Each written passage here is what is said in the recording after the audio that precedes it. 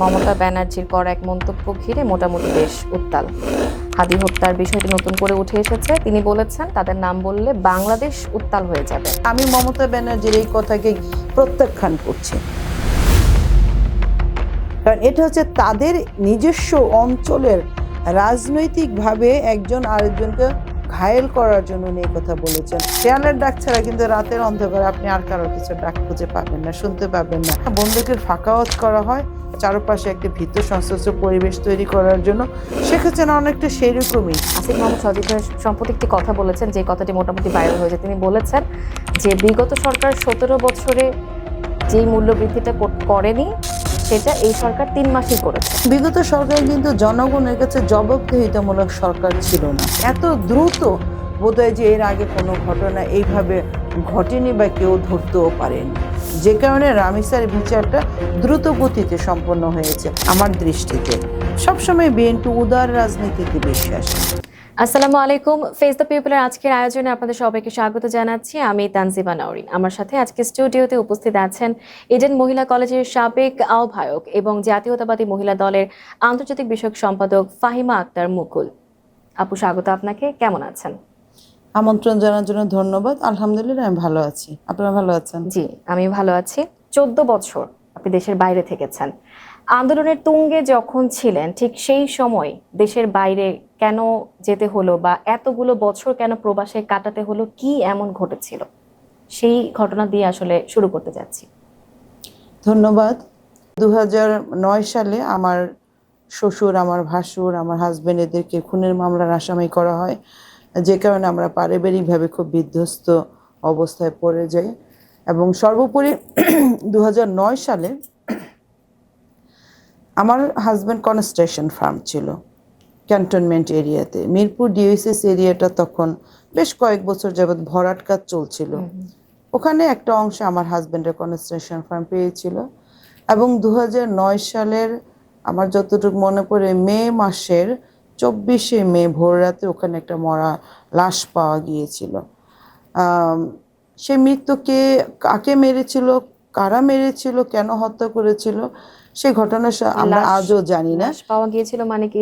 মানে construction farm যে এরিয়াটাতে আমার হাজবেন্ডের এরিয়া ছিল, মাটি ভরাট কাজ করছিল, সেখানে বালির ভিতরে ভোর রাতে একটি লাশ পাওয়া গিয়েছিল। তৎকালীন আওয়ামী লীগের মেজর, ওনার নাম ছিল হচ্ছে মির্জা আজম গংরা। সেখানে একজন মৃত্যুবরণ করেছিল এবং পরবর্তীতে এখানে কে বা কারা হত্যা করেছে, এই হত্যা মামলার দায় আমার হাজবেন্ড, আমার ভাসুর, আমার শ্বশুরের উপরে পড়েছিল এবং তাদেরকে আসামি করা হয়েছিল। আমার হাজবেন্ড আমার ভাসুরকে যদি অ্যারেস্ট করতে পারে এবং এনকাউন্টারে নিয়ে তাহলে মেরে ফেলবে, এরকম একটা রিউমার বা এরকম একটা আশঙ্কা কি পেয়েছিলেন নাকি এটা ভয় পাচ্ছিলেন? আমরা সরাসরি থ্রেট না, কিন্তু বাইদি বাই আমরা এটা জানতে পেরেছিলাম যে যদি তাদেরকে অ্যারেস্ট করতে পারে তাহলে তাদেরকে এনকাউন্টারে নিয়ে যাবে। এবং প্রাণের ভয়ে আমার হাজবেন্ড 2009 সালের আপনার 30শে মে এদেশ থেকে পালিয়ে গিয়েছিল। আমি আমি বাংলাদেশেই ছিলাম এবং সে সময় আমি অন্তঃসত্ত্বা ছিলাম।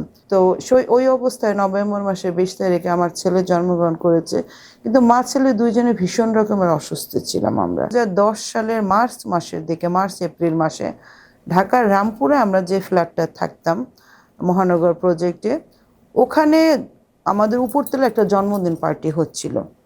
তো ওই জন্মদিন পার্টির গেস্ট সেজে কিছু দুর্বৃত্ত, কিছু আওয়ামী গুন্ডা বাহিনী বাড়ির ভিতরে ঢুকে পড়েছিল, যেটা আমরা কেউ বুঝতে পারিনি। এবং তারা আমার বাড়িতে মানে ওয়াশরুম ইউজ করার আবেদন জানিয়ে আমার বাসায় ঢুকেছিল। কিন্তু পরবর্তীতে আমরা দেখেছি তারা আওয়ামী গুন্ডা এবং দুর্বৃত্ত বাসার ভিতরে ভীষণ রকমের ভাঙচুর করেছিল। আমি শিশুপুত্র সহ খুব ভয় পেয়ে গিয়েছিলাম। এবং তারা ঘরের ভিতরে ঢুকে প্রথমে গন্ধযুক্ত কিছু একটা আমার নাকে এবং মুখে চেপে ধরেছিল, যে কারণে আমি কিছুটা ব্যালেন্সলেস হয়ে গিয়েছিলাম। আমার ছোট বাচ্চাটা আমার কোলেই ছিল। ড্রয়িং রুমের ঠিক কর্নারটাতে আমি পড়ে গিয়েছিলাম আমার বাচ্চা সহ। তারা খুব ধামকি দিচ্ছিল। 2011 সালে পরে আমি ইতালিতে পাড়ি জমাই। তো আমি 12 সালে ওখান থেকে আবার চলে এসেছিলাম আমার শিশুপুত্র সহ। আমি জানি না পাবলিক প্লেসে সেটা বলা ঠিক হবে কিনা, আমি তখন পালিয়ে চলে এসেছিলাম। মানে আমার ইতালি থেকে পালিয়ে হ্যাঁ, বাংলাদেশের 18 কোটি জনগণ, 15 কোটি জনগণ আছে, তাদের ভাগ্যে যা হবে আমার ভাগ্যটা সেরকমই থাকবে, হবে। তো তাহলে কি মনোনয়ন আমি আপনার পাইনি, যেটা বলেছিলেন আপনি আশাহত হয়েছেন কিনা, না আমি আশাহত হইনি, মানে মনে আমি হচ্ছে কি যে মর্মাহত মূল্যায়ন হয়েছি। হয়নি কষ্টের বা সংগ্রামের মূল্যায়ন হয়নি বলতে অবদানের? আমি যেটা বলতে, হ্যাঁ অবহেলার শিকার হয়েছে এটা বলা চলে, তবে আমি মূল্যায়ন পাবো এটা আমি আশা করি। তো আমি আশাবাদী আমার দল আচ্ছা, আপনি আমাকে মূল্যায়ন আশাবাদী, হ্যাঁ, করবেন। আপনি বললেন যে মর্মাহত হয়েছেন। তো এখন যেহেতু সামনে আপনার রাজনৈতিক যাত্রা আছে, কি পরিকল্পনা বা আপনার রাজনৈতিক সামনের পথ চলা নিয়ে আপনার কি পরিকল্পনা এই মুহূর্তে? আমার এই পরিকল্পনা মর্মাহত অবস্থায় থেকেও আপনি কি পরিকল্পনা নিয়েছেন? পরিকল্পনা পরিকল্পনা আমি তো বাংলাদেশ জাতীয়তাবাদী মহিলা দল কেন্দ্রীয় কমিটিতে আছি, আমি মহিলা দল এখন করছি, এবং এর আমাদের বাহিরেও কিছু কোনো পরিকল্পনা আছে কি? পরিকল্পনা যেটা বলতে বোঝায়, আমরা যারা ছাত্র রাজনীতি করেছি, আমরা আমি বলতে চাচ্ছি গতানুগতিক যে দায়িত্বটা আছে সেটার বাহিরেও। সেটার হ্যাঁ, বাহিরে আমার দুটি ভাবনা আছে। একটি ভাবনা আছে যে আমরা যারা ছাত্রদল করেছি, আমরা দীর্ঘদিন ছাত্রদল করার পরে আমরা যারা বিশাল সংখ্যক মেয়ে নেত্রীরা, মেয়ে কর্মীরা দলে থাকি, ছাত্র তো শেষ হয়ে যায় এবং ছাত্রদল করা শেষ হয়ে যায়, তখন আমাদেরকে ইমপ্লিমেন্ট করার মতো কোনো সুযোগ আমি দেখি না। আমাদেরকে স্বেচ্ছাসেবক দলে হয়তো মহিলা সম্পাদিকা বা সভানেত্রী বা সাধারণ সাংগঠনিক এই ধরনের কিছু পদ দেওয়া হয়, এবং স্বেচ্ছাসেবক দল এবং কৃষক দল, শ্রমিক দল, তাঁতি দল, এই সমস্ত জায়গায় 4-5 জন মেয়েকে অ্যাকোমোডেট করা হয় দেখা যায়। কিন্তু সেখানেও বেশিরভাগ সময় মহিলা যারা বয়স যাদের একটু বেশি 40 পরবর্তীরাই স্থান পায়। কিন্তু ছাত্রদল করা শেষ হয়ে যায় একটা মেয়ের প্রায় আপনার 30 বছরের মধ্যে ছাত্রদল করা প্রায় শেষ হয়ে যায়, এবং পরবর্তীতে তাদের মহিলা দল করতে হয়। যারা মহিলা দল করে তারা একটু অপেক্ষাকৃত বয়সী সিনিয়র, কিন্তু তারা পলিটিক্যালি জুনিয়র থাকে। এখানে মহিলা দলে কাজ করাটা আমাদের জন্য খুব একটা স্বাচ্ছন্দ্যের হয় না, যে কারণে আমরা যারা ছাত্রদল করেছি বা ইয়াং নারী যারা আছেন, যুবতী যারা আছেন, যুবা মহিলা যারা রয়েছেন, আমাদের পরিকল্পনা, আমরা আমাদের পার্টির কাছে এর আগে আমাদের বিভিন্ন পর্যায়ের নেতৃবৃন্দরা অ্যাপ্লাই করেছিলেন একটি যুব মহিলা দল গঠনের, এবং আমাদের সময় এখন আমাদের সময় সাপেক্ষে আমরা যারা আছি, আমরা একটু যুব মহিলা দল যদি গঠন করে দেয়, আমাদের দল যদি গঠন করে, এই আবেদনটা আমরা আমাদের নীতি নির্ধারক মহলে বারবার করে আসছি। এটা আমার এটা রাজনৈতিক, বাস্তবায়ন হবে এরকম কোনো আমরা আশা পেয়েছেন? আশা করি না, আমরা কোনো আশ্বাস পাইনি, বাট আমরা আশা করি, বাস্তবায়নের আশা করি। এই যোগাযোগ সড়ক বা ব্যবস্থার যোগাযোগ উন্নয়ন ব্যবস্থা এবং উন্নয়ন করা। নারীর শিক্ষাটা ভীষণভাবে পিছিয়ে আছে, শিক্ষা প্রতিষ্ঠানের অপ্রতুলা রয়েছে, শিক্ষা ভবনের অপ্রতুলা রয়েছে। আমি এই বিষয়ে খুব বেশি কাজ করার চেষ্টা করব, এবং আমি শুরু করেছি।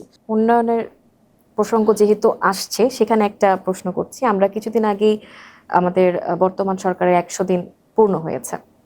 এই 100 দিনের যদি সাফল্য ব্যর্থতা মোটা দাগে বলতে বলা হয়, আপনার কাছ থেকে শুনতে চাচ্ছি অল্প কথায় সাফল্য এবং ব্যর্থতা আমাদেরকে জানাবেন। না, ব্যর্থতা বলার মতো, ব্যর্থতা শব্দ উল্লেখ করার মতো পরিবেশ পরিস্থিতি বা তাদের যে 100 দিনের কার্যক্রম, সেখানে ব্যর্থতা বলা যায় না। আমি মনে করি যে অনেকাংশে সফলতা অর্জন করেছে। যে প্রতিশ্রুতি আমাদের দলের বর্তমান প্রধানমন্ত্রী তারেক রহমান দিয়েছেন, সে প্রতিশ্রুতি অনুযায়ী উনি অগ্রসর হয়েছেন। উনি প্রথমেই বিভিন্ন কার্ড বিতরণ করে একটা চমক দেখিয়েছেন। কার্ড কথা তো আসলে কোনো কার্ড না, ওটা একটা অর্থনৈতিক সহযোগিতা, পর্যায়ক্রমে বাংলাদেশের সকল সুবিধা বঞ্চিত নাগরিকদের মাঝে সে এটা পৌঁছিয়ে দেবেন, এবং সে সেটা শুরু করেছেন। সে আইন শৃঙ্খলা বাহিনীকে যথাযথভাবে কাজে লাগানোর চেষ্টা করছেন। বিশেষ করে বাংলাদেশে মাদক দ্রব্য যেটা মানে মহামারী আকারে ধারণ করেছিল, মাদক দ্রব্য এবং মাদক সেবনের কারণে সমাজে যে বিভিন্ন অপরাধমূলক কাজের সাথে সংগঠিত হয়ে যায় নাগরিকরা, সেখানে সে কঠোর হস্তে সেটা দমন করার চেষ্টা করছে, শুরু করেছে। বিশেষ করে মাদকদ্রব্য সেবনের পরবর্তীতে মস্তিষ্ক বিকৃতির কারণে খুন, রাহাজানি এবং ধর্ষণের মতো যে অপরাধের সাথে সংগঠিত হতে যাচ্ছিল কিছু ইয়াং জেনারেশন, সেখানে কিন্তু আমার সরকার কঠোর হস্তে সেটা দমন করা শুরু করেছে। ইনশাল্লাহ সফলতা অর্জন করবে এবং শুরু করেছে। উন্নয়নমূলক কাজেও তারা হাত দিয়েছে। আমি আশাবাদী আমার সরকার এই দেশে উন্নয়ন করতে পারবে। প্রতিশ্রুতির কথা বলছিলেন, প্রতিশ্রুতি রাখতে পেরেছেন বর্তমান সরকার। এখন সেখানে যদি আমি বলি যে বিদ্যুতের মূল্য বৃদ্ধির ক্ষেত্রটায় যদি আসি, এই বিষয়টা নিয়ে তো এখন অনেক আলোচনা চলছে। কথা দিয়েছিলেন সরকার যে 2 বছরের মধ্যে বৃদ্ধি করবেন না, কিন্তু 3 মাসের মধ্যেই বৃদ্ধি করতে হয়েছে। এবং আমাদের দেশের বিরোধী দল এনসিপি মুখপাত্র আসিফ মাহমুদ সজীব ভাই সম্প্রতি একটি কথা বলেছেন, যে কথাটি মোটামুটি ভাইরাল হয়েছে। তিনি বলেছেন যে বিগত সরকার 17 বছরে যেই মূল্য বৃদ্ধিটা করেনি, সেটা এই সরকার 3 মাসেই করেছে। মানে এরকম একটা অবস্থা, যে অনেকে মতামত যে তিনি নাকি বলতে চাচ্ছেন যে আগের দিনই ভালো ছিল। তো যেই সরকারের বিরুদ্ধে তারা আন্দোলন সংগ্রাম করেছেন, আজকে সেই সরকারকে নিয়েই তাদের, বিগত সরকারের কথা বলছে, সেই সরকারকে মেনশন করেই তাদের এরকম একটা মন্তব্য দিতে হচ্ছে। তাহলে কি এই বিদ্যুতের দাম নিয়ন্ত্রণে বর্তমান সরকার ব্যর্থ কিনা, বা প্রতিশ্রুতির থেকে কি সরতে হচ্ছে কিনা, বা সেটা কেন? না, এক্ষেত্রে ব্যর্থ নয়। এখন বিগত সরকারের যে কথাটা আপনি বলছিলেন, বিগত সরকার কিন্তু জনগণের কাছে জবাবদিহিতামূলক সরকার ছিল না। তারা একটা স্বেচ্ছাচারী সরকার ছিল, স্বৈরাচারী সরকার ছিল। তাদের খেয়াল খুশি মতো, ধ্যান ধারণার মতো কিন্তু তারা রাষ্ট্র পরিচালনা করেছেন, রাষ্ট্রটাকে ভঙ্গুর অবস্থায় রেখে গিয়েছেন। এখন বিএনপি সরকার যখন এই দেশের দায়িত্বভার গ্রহণ করেছে, তখন কিন্তু এই এই এই রাষ্ট্রের সমস্তটা জায়গা ঝাঁঝরা হয়ে আছে, সমস্তটা জায়গা ঝাঁঝরা হয়ে আছে। আপনি যেই সেক্টর বলবেন, সেটা আপনি বিদ্যুৎ খাত সহ যে যে খাতের কথা উল্লেখ করবেন, আপনি যেখানেই পাতার পর পাতা উল্টাতে যাবেন, দেখবেন যে কোথাও কোনো সামঞ্জস্য নেই। এখন বিএনপিকে তো একটা মার্জিন টানতে হবে, একটা মানে বিগত দিনের যে হিসাব নিকাশগুলো রয়েছে, যে খতিয়ানটা রয়েছে, সেই খতিয়ানটাতে বের করে আনতে হবে। এই দেশ পরিচালনা করার জন্য একটা আপনার স্তর তৈরি করতে হবে।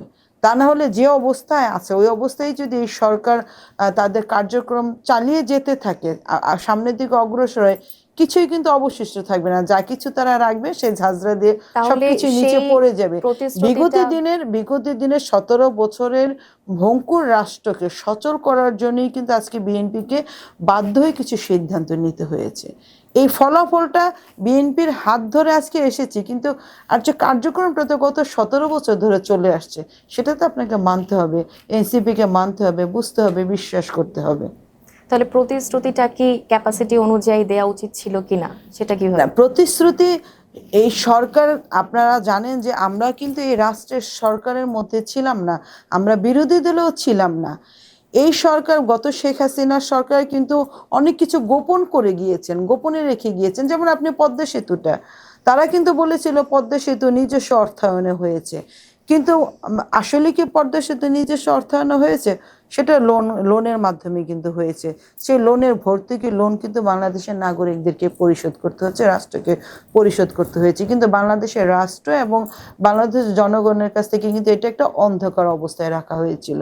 এভাবে শেখ হাসিনা সরকার বিভিন্ন মিথ্যার আশ্রয় নিয়ে জনগণের কাছে কথার ফুলঝুরি দিয়ে অবস্থান নিয়ে থাকার চেষ্টা করেছে। কিন্তু যখন এর ভিতরে মানে অন্তরে যখন প্রবেশ করা হয়েছে, ভিতরে প্রবেশ করা হয়েছে, তখন তো বিএনপি সরকার বা বর্তমান সরকার দিশেহারা হয়ে গিয়েছে। কারণ যতটা বাইরে থেকে মানে ধারণা করা হয়েছিল, ভিতরে যাওয়ার পরে দেখা গিয়েছে যে তার 4 গুণ খারাপ অবস্থায় বিরাজ করছে। এই ভয়ঙ্কর অবস্থা থেকে এই ভর্তুকিটা দিতে গিয়ে তো জনগণের ভোগান্তি তৈরি হচ্ছে, যার কারণে আসলে কথা জনগণেরই তো দেশ, এই দেশ কারোই তো একার না, কোনো সরকারেরই একার না।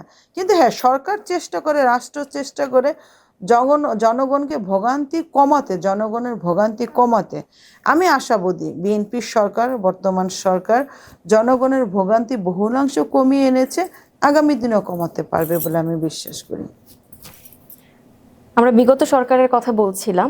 কিছুদিন আগে আনন্দবাজারকে দেয়া সাক্ষাৎকারে সাবেক প্রধানমন্ত্রী তিনি বলেছেন তিনি মাথা উঁচু করে ফিরবেন এবং তার দল সুসংগঠিত হচ্ছে। মোটামুটি এই ঘোষণা দেওয়ার পরপরই দেশ জুড়ে ছাত্রলীগের একটা অ্যাকশন দেখা যাচ্ছে। ঝটিকা মিছিল, কখনো কাফনের কাপড় বেঁধে, কখনো মশাল মিছিল, কখনো মুখে মাস্ক পরে। এমনকি তারা রিসেন্টলি মাইকে ঘোষণা দিয়ে ছাত্র দলের সাথে একটা মারামারি, হাতাহাতি হয়েছে বা একটা সংঘর্ষ হয়েছে। এই যে তাদেরকে প্রতিহত করা যাচ্ছে না, বা যাচ্ছে না কেন? এক জায়গায় পুলিশ পিছু হটতে বাধ্য হয়েছে, তাদের মিছিলের কারণে পিছু হটতে বাধ্য হয়েছে। প্রতিহত কেন করা যাচ্ছে না? আওয়ামী লীগকে আসলে ফিরছে, আর যদি ফিরে তাহলে সেটা বর্তমান রাজনৈতিক প্রেক্ষাপটে কি প্রভাব ফেলবে? ধন্যবাদ আপনাকে। শেখ হাসিনা শেখ হাসিনা ওয়াজেদ বাংলাদেশ থেকে পালিয়ে গিয়েছে। সে আন্দোলন, সংগ্রাম, নির্যাতন, নিপীড়ন, স্টিমরোলার এভাবে সে বাংলাদেশের জনগণের উপরে চালিয়েছিল।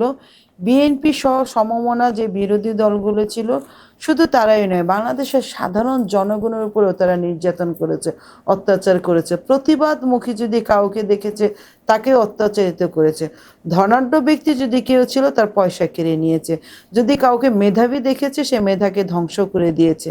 মানে সমাজের রাজনৈতিক বলেন, অর্থনৈতিক বলেন, সামাজিক বলেন, শিক্ষা খাত বলেন, আপনি শিল্প খাত বলেন, কোনো জায়গা বাদ নেই যেখানে শেখ হাসিনার সরকারের দুর্বৃত্তায়ন না হয়েছিল। এবং সমস্ত কিছুর জবাব এদেশের ছাত্র জনতা ঐক্যবদ্ধভাবে গণ আন্দোলন করে তাকে প্রত্যাহার করেছে, বিতাড়িত করেছে এবং সেই দেশ থেকে পালিয়ে গিয়েছে। একজন পালিয়ে যাওয়া ব্যক্তি কোনোভাবেই বাংলাদেশে প্রবেশ করতে পারবে বলে আমরা বিশ্বাস করি না, কেউ বিশ্বাস করে না। এবং সে নিজেও জানে যে সে বাংলাদেশে কোনোদিন আর এভাবে প্রবেশ করতে পারবে না। কাজে সে যেটা বলে, এটা একটা ফাঁকা আওয়াজ। ফাঁকা বলে আমরা অনেক সময় দেখি না, বন্দুকের ফাঁকা আওয়াজ করা হয় চারপাশে একটা ভীত সন্ত্রস্ত পরিবেশ তৈরি করার জন্য। শেখ হাসিনা অনেকটা সেরকমই। এই যে হঠাৎ হঠাৎ বলে যে সে বাংলাদেশে আসবে, বাংলাদেশে আসতেছে, সে যদি বাংলাদেশে আসে আমরা তো তাকে ওয়েলকাম নোট জানাবো। কারণ বাংলাদেশে তার জন্য অনেক কিছু অপেক্ষা করছে, তার জন্য বিচার অপেক্ষা করছে। সে নির্যাতন, যে হত্যা, যে সন্ত্রাস সে বাংলাদেশে করে গিয়েছে, সে বিচারের মুখোমুখি তো তার হতে হবে। আমরা তো চাই সে বাংলাদেশে ফিরে আসুক এবং তার যথাযথ বিচারের আওতায় সে তাকে আনা হোক, আসুক এবং তার বিচার হোক, এটা আমরা চাই। কিন্তু আদৌ উনি কোনোদিন বাংলাদেশে ফিরতে পারবেন না স্বাভাবিকভাবে। এটা হচ্ছে এক। দ্বিতীয়ত, আপনি যেটা বলছিলেন যে তার এই ঘোষণাকে কেন্দ্র করে ছাত্রলীগের কোনো অ্যাক্টিভিটিসই নেই, এটা একটা বিচ্ছিন্ন ঘটনা। আপনি দেখবেন যে বেশিরভাগ জায়গায় রাতের অন্ধকারে, যখন সারা বাংলাদেশ, সারা পৃথিবীর যেখানে যেখানে রাত, সেখানে মানুষ নিদ্রায় নিমজ্জিত, বাংলাদেশ যখন নিদ্রায় নিমজ্জিত, তখন তারা দূর পাড়াগাঁয়ের কোথাও কোনো ক্ষেতের পাশে বা যে সমস্ত রাস্তায় লোকালয় মানে চলাচল নেই, রাতের বেলায় নির্ঝুম ঝিঝি পোকা ঝিঝি করে ডাকে, সেই রকম কোনো জায়গায় কয়েকজন সংগঠিত হয়ে মশাল জ্বালিয়ে ক্ষণিকের জন্য দু চারটা স্লোগান দিচ্ছে। এটাকে কেউ কোনো রাজনৈতিক কর্মকাণ্ড বলে না। মাইকে, সেখানে একটা মাইক নিয়ে যাওয়া তো অস্বাভাবিক কিছু না। একটা মাইক ভাড়া করে বা মাইক নিজেরা, সেটা সেই সংঘটা তো তাৎক্ষণিক হয়নি, সংঘর্ষটা পরবর্তীতে হয়েছে। সেখানে আপনি রাতের অন্ধকারে, যেমন আপনি রাতের অন্ধকারে শেয়াল ডাকে, শেয়ালের ডাক ছাড়া কিন্তু রাতের অন্ধকারে আপনি আর কারো কিছু ডাক খুঁজে পাবেন না, শুনতে পাবেন না। এখন দু চারটা শেয়াল, আমি সেটা ওইভাবে বলতে চাই না, দু চারজন মানুষ যদি একত্রিত হয়ে একটা আওয়াজ তুলে, এটাকে রাষ্ট্র গ্রহণ করে না, এটাকে নাগরিক সমাজ গ্রহণ করে না। এটা আসলে একটা ভীত সংশ্লিষ্ট পরিবেশ তৈরি করার হীন চেষ্টা, যাতে কেউ ভীত হচ্ছেও না, হবেও না ইনশাল্লাহ। জুলাই গণহত্যার সাথে যাদের নাম জড়িত, যাদেরকে গ্রেপ্তার করা হয়েছিল আওয়ামী লীগের নেতা নেত্রী, তাদের মধ্যে কয়েকজনকে জামিন দেয়া হয়েছে বা দেয়া হবে, তার মধ্যে একজন সেলিনা হায়াৎ আইভী। আমার প্রশ্নটা হচ্ছে, এই জায়গায় যখন বিএনপির নেতা নেত্রী গ্রেপ্তার হয়েছিল আওয়ামী লীগ সময়কালীন, সে সময় কি তারা এত সহজে জামিন পেয়ে যেতেন? না, এত সহজে তাদেরকে জামিন দেওয়া হয়নি, জামিন দেওয়া হতোই না। তাদেরকে জামিন না দিয়ে জেলখানায় তাদেরকে হত্যা করা হয়েছে, গুম করা হয়েছে। কিন্তু আমি যেটা দেখি যে বিএনপি সরকার, বর্তমান সরকার একটা মানবতাবাদী সরকার। আমার দৃষ্টিতে সবসময় বিএনপি উদার রাজনীতিতে বিশ্বাসী, উদারপন্থী একটি দল। রাজনৈতিকভাবে যারা প্রতিপক্ষকে হেনস্থ করেছে, যারা খুন, গুম, ধর্ষণ এবং ছাত্র হত্যার মতো এই সমস্ত ঘৃণ্য কাজের সাথে লিপ্ত ছিল, আইন প্রয়োগকারী সংস্থা, বিচার বিভাগ তাদের যথাযথ বিচার করবে, এটা আমার বিশ্বাস। আপু, আমরা এবার একটু আমাদের পার্শ্ববর্তী দেশের সাথে আমাদের কূটনৈতিক সম্পর্ক বা এই বিষয়টাতে একটু আলোকপাত করি। সম্প্রতি পশ্চিমবঙ্গের সাবেক মুখ্যমন্ত্রী মমতা ব্যানার্জির করা এক মন্তব্য ঘিরে মোটামুটি দেশ উত্তাল। হাদি হত্যার বিষয়টি নতুন করে উঠে এসেছে। তিনি বলেছেন, জড়িত একজনের বা যে কয়েকজনের নাম ওনার জানা আছে, তাদের নাম বললে বাংলাদেশ উত্তাল হয়ে যাবে। রাজনৈতিক অনেক বিশ্লেষক বলছেন এই নাম ক্ষমতাসীন দলের মধ্যেও কারো হতে পারে। আপনার এই বিষয়ে কি বলার আছে? এই বিষয়টা আমি মমতা ব্যানার্জির এই কথাকে প্রত্যাখ্যান করছি। কারণ এটা হচ্ছে তাদের নিজস্ব অঞ্চলের রাজনৈতিকভাবে একজন আরেকজনকে ঘায়েল করার জন্য উনি এই কথা বলেছেন। ওনার এই বক্তব্য বাংলাদেশ গ্রহণ করেনি, কোনো সমমহলে গ্রহণ করেনি। এবং উনি একজন এই সাবেক কথা মুখ্যমন্ত্রী যিনি না, ক্ষমতায় ছিলেন তার কথা তো ফেলেও দেওয়া যাচ্ছে না। সাবেক মুখ্যমন্ত্রী উনি হতে পারেন, কিন্তু এই কথাটা উনি যাকে উদ্দেশ্য করে বলেছেন সে তো তার প্রতিপক্ষ, তার সাথে বাংলাদেশের কোনো সম্পর্ক নেই। এখন তাদের আভ্যন্তরীণ রাজনৈতিক অবস্থাকে বিচার বিশ্লেষণ করা বা রাজনীতিটাকে তারা নিজেদের ফেভারে আনার জন্য বিভিন্ন রকম কথা বলছে, সেই কথা শুনে আমাদেরকে উত্তপ্ত হতে হবে বা আমাদের দেশের উপর এটা প্রভাব পড়বে বলে আমি মনে করি না। এটা তাদের আঞ্চলিক রাজনীতির একটা কৌশল সে অবলম্বন করেছে। সাধারণ জনগণ থেকে শুরু করে নেটিজেন বলেন বা বিরোধী দল বলেন, সবার মধ্যে কিছু প্রশ্ন আসলে চলে আসছে। আচ্ছা, আমরা যেহেতু প্রতিবেশী দেশের কথা বলছিলাম, আমি বর্ডার কিলিং নিয়ে একটা বিষয় নিয়ে জানতে চাচ্ছি। সম্প্রতি স্বরাষ্ট্রমন্ত্রী বর্ডার কিলিং নিয়ে মন্তব্য করতে গিয়ে বলেছেন যে জিরো লাইনে কিলিং হচ্ছে বর্ডার কিলিং, জিরো লাইনে কিলিং বর্ডার কিলিং, কিন্তু যদি অন্য দেশের সীমানার মধ্যে আমাদের দেশের কেউ অবৈধভাবে অনুপ্রবেশ করে বা অবৈধ কোনো কাজ করতে গিয়ে ধরা পড়ে, তাহলে তার সাথে কি অ্যাকশন নেওয়া হবে না হবে সেটা ওই দেশেরই সিদ্ধান্ত। সেখানে যদি কিলিং হয় সেটা বর্ডার কিলিং না। একই ঘটনা যদি এরকম হয়, মানে প্রতিবেশী দেশের কেউ যদি আমাদের দেশের সীমানার মধ্যে অবৈধভাবে অনুপ্রবেশ করে বা অবৈধ কোনো কিছু করতে যায়, আর ঠিক একই ব্যাখ্যা অনুসরণ করে যদি আমাদের বিজিবি এমন কোনো অ্যাকশন নেয় প্রাণ নেয়ার মতন, তাহলে এই ব্যাখ্যা কি তখন আমাদের প্রতিবেশী দেশ মেনে নিবে? তাদের মেনে নেওয়া বা না নেওয়া তাতে কিছু আসে যায় না। আমার দেশের রক্ষা করার জন্য আমার দেশের আইন শৃঙ্খলা বাহিনী, আমার দেশের বিজেপি, আমার দেশের রাষ্ট্র যে সিদ্ধান্ত গ্রহণ করবে সেটাই সঠিক সিদ্ধান্ত। আমরা কাউকে কোনো অনুপ্রবেশকারীকে তো আমরা আমাদের দেশে স্থান দিব না। তারা ইচ্ছা বা অনিচ্ছাকৃতভাবে যদি আমাদের দেশে তাদের দেশের কোনো জনগণ বা আইন প্রয়োগকারী সংস্থা যদি ঢুকে পড়ে, তাহলে তাদের দেশের কেউ ঢুকলে যে ধরনের ব্যবস্থা, তা আমাদের দেশের কেউ যদি ভুল করবে ইচ্ছায় যদি ঢুকে পড়ে, তারা যে ব্যবস্থা গ্রহণ করবে সেম ব্যবস্থা আমরা গ্রহণ করব।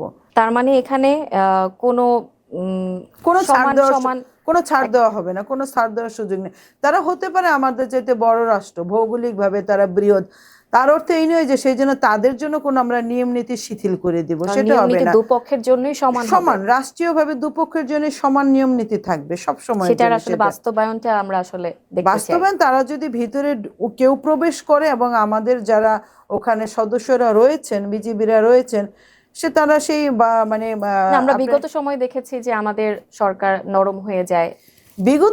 বিগত সময়ের কথাটাতে ভিন্ন। বিগত সময়ে যারা সরকার পরিচালনা করেছে তারা তো সেই ভারতীয়দের সহযোগিতায় এই দেশে থেকেছে, সরকার পরিচালনা করেছে, যে কারণে তারা ভারতীয়দেরকে বিভিন্নভাবে সহযোগিতা দিয়েছে, করিডোর দিয়েছে, তারা এদেশে অবাধ ব্যবসা বাণিজ্য করার সুযোগ করে দিয়েছে, অবাধে বিনা ভিসায় আসা যাওয়ার ব্যবস্থা করে দিয়েছে, এখানে চাকরির ব্যবস্থা করে দিয়েছে, থাকার ব্যবস্থা করে দিয়েছে।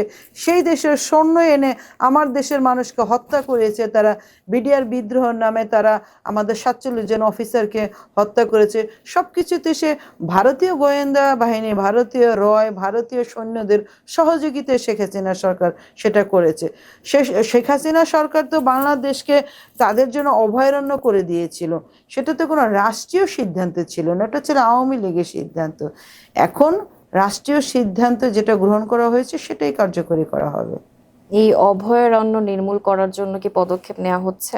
ইনশাল্লাহ পদক্ষেপ নির্মূল করার জন্য তো এই ধরনের পদক্ষেপ নেওয়া হয়েছে। যদি ভারত থেকে যদি কেউ অবৈধভাবে অনুপ্রবেশ করে আমার দেশে, তাহলে যেখানে তাকে পাওয়া যাবে সেখানে থেকে হত্যা করা হবে। আপু, এবার আমরা একটু সাম্প্রতিক বিষয়ে আলোকপাত করতে চাচ্ছি।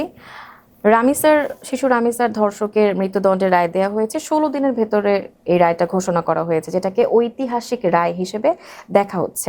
এই যে দ্রুত বিচার প্রক্রিয়া সম্পন্ন করার বিষয়টা, এই ক্ষেত্রে আমরা দেখেছি এই ধারাবাহিকতাটা কি অব্যাহত থাকবে?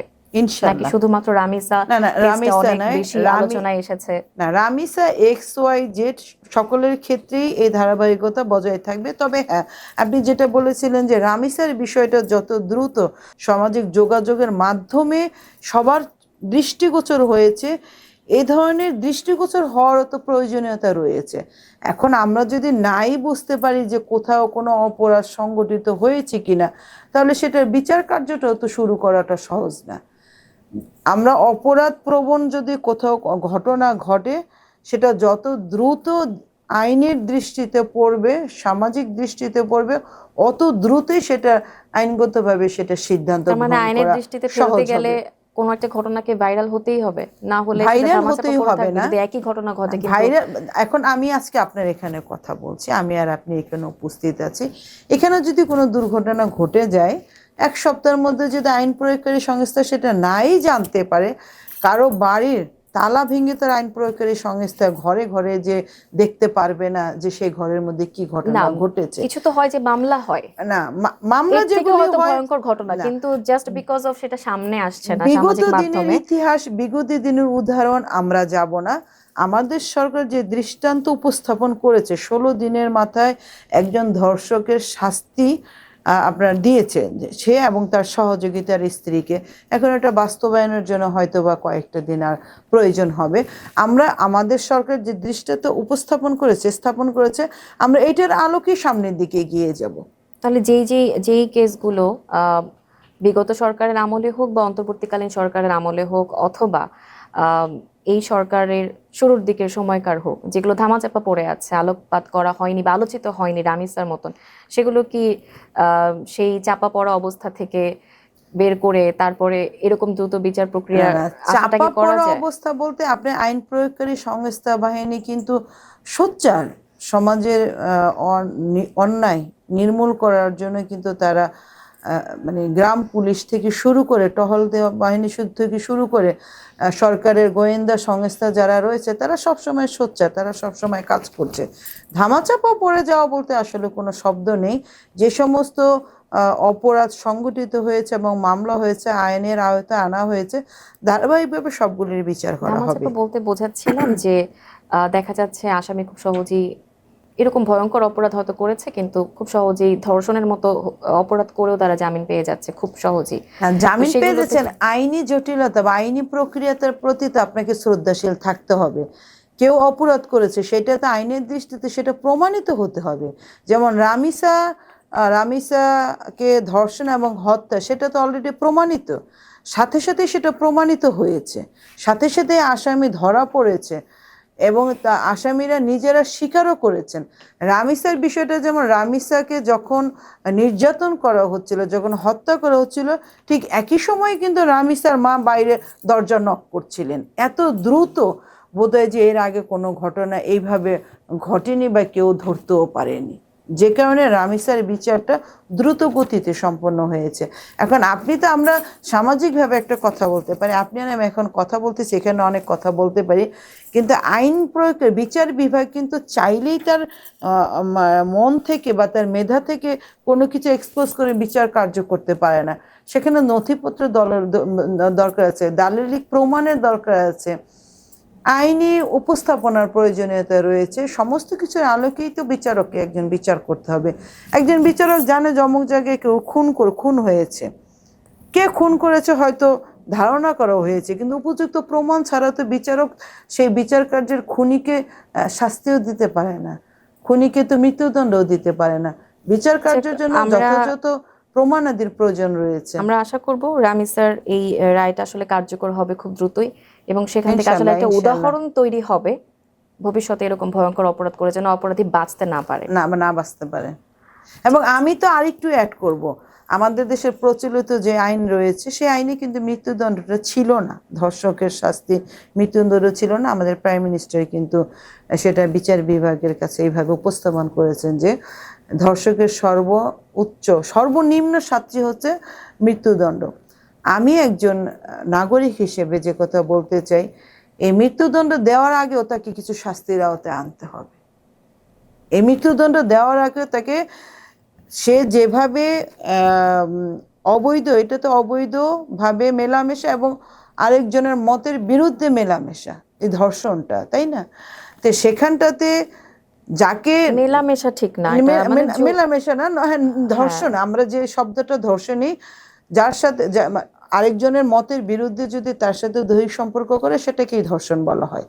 তো এই যে মতের বিরুদ্ধে তার সাথে তাকে সঙ্গমে লিপ্ত হওয়া বা ধর্ষণ করা, যন্ত্রণা দেওয়া, শারীরিক শিশু যন্ত্রণা, ধর্ষণটা কিন্তু মানসিক আরো যন্ত্রণা, শিশু ধর্ষণ, শিশু থেকে নারী, পুরুষ, বৃদ্ধা সবাই এই যে যে অঙ্গের মাধ্যমে সে অপরাধটা করছে সে অঙ্গের একটা বিশেষ শাস্তি হওয়া প্রয়োজনীয়তা আমি মনে করি।